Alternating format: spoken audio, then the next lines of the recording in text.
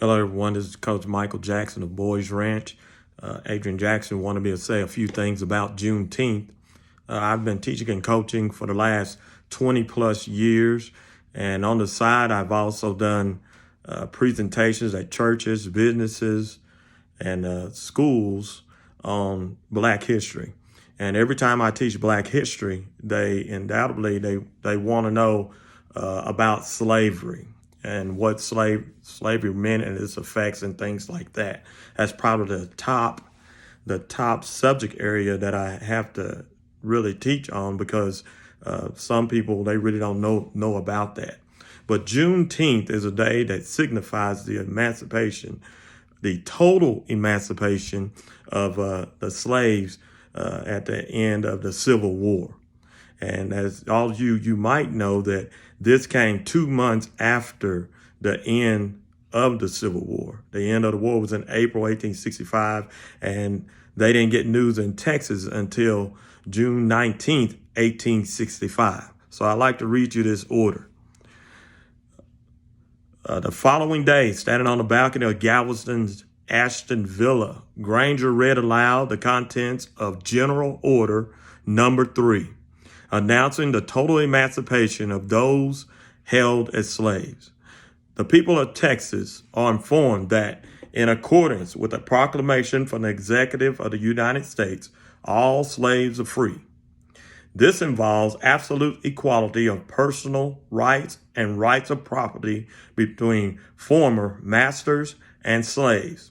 The connection hereto existing between them becomes that between employer and hired labor. The freedmen are advised to remain quietly at their present homes and work for wages. They are informed that they will not be allowed to collect at military posts and that they will not be supported in idleness either there or elsewhere. So all of a sudden, you have a situation as to where these freedmen, newly freedmen, are set free.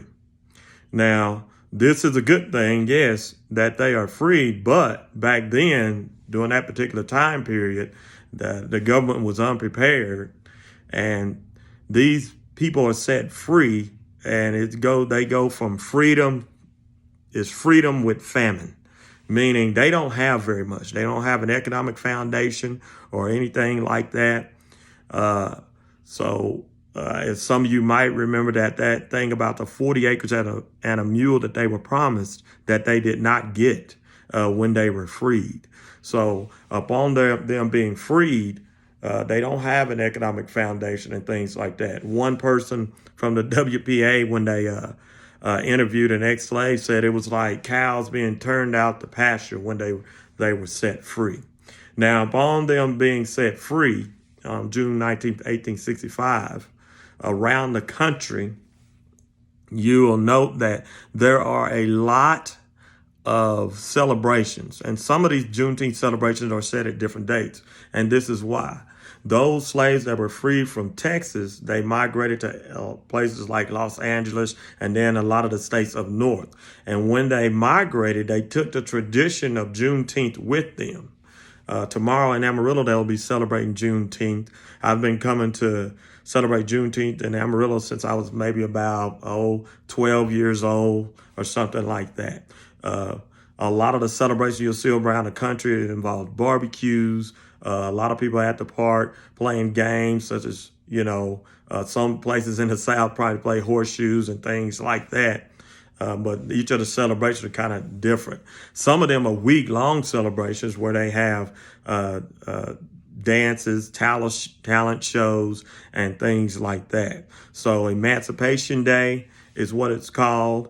It's also, at the beginning, it was called June 19th Day, and then it was shortened into Juneteenth.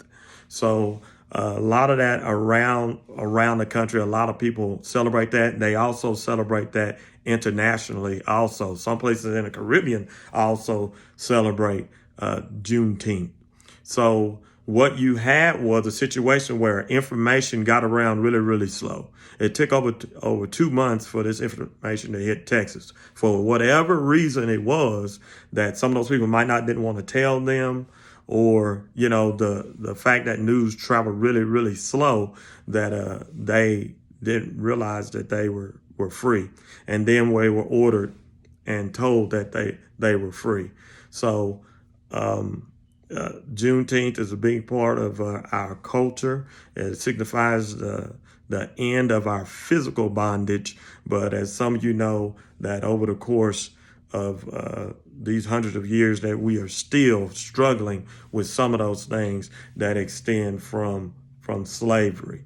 So all of a sudden, you get a situation to where, yes, they're free, and during Reconstruction, they could vote for a little bit. But then as Reconstruction went along, and at the end of Reconstruction, you have groups like the KKK and things like that who terrorized a lot of the black population in the South and prevented them from voting. You had a poll tax, you had a grandfather clause and things like that. And then from the slave codes or the black codes, you get these laws that all of a sudden become Jim Crow laws. And then that's separate but equal. And then today, if you're paying attention to a lot of things that are going on today, that's systemic racism. And then also you have a situation to where the chain gangs, jails would arrest these blacks and then lease them out to work. So another form of slavery, they said, that was still existing. So that's my take on Juneteenth. Happy Juneteenth. Is a day that we recognize our past, but it's also a day of really, really pride, because coming through slavery, we as African Americans, we survived a lot. If you ever read an excerpt, it says cargo, and it was about maybe a ship coming across the Middle Passage. Well, the cargo they were talking about was that cargo of those enslaved Africans coming across the Atlantic, across the Middle Passage. So a lot of things that are said today are in connection with Juneteenth. So happy Juneteenth. I hope I helped you guys out with a lot of the information that you were probably needing. Thank you.